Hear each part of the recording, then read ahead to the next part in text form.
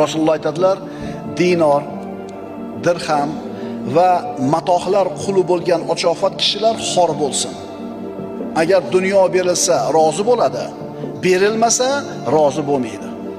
Ya'ni namoz o'qib roza tutadi, dinni mahkam ushlaydi, ishlari tekis bo'lsa. Agar ishlar ozgina xiralashib qolsa, o'sha johiliy hayotga nima qilaveradi? Qaytaveradi. Demak, banda shahvatlarining quli bo'ladi. Ana shu shahvatlar inson ustida hukmronlik qilishga harakat qiladi. Agar shahvatiga qul bo'lib qolsa inson, ana shu shahvati nima desa, o'shini qiladi.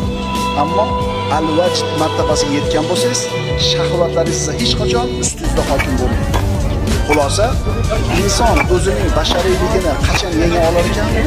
O'zining nafsini qulligidan ozod bo'la olsa. Agar nafsini qulligidan ozod bo'la olsa, eng oliy martabaga erishadi. Eng oliy martaba nima?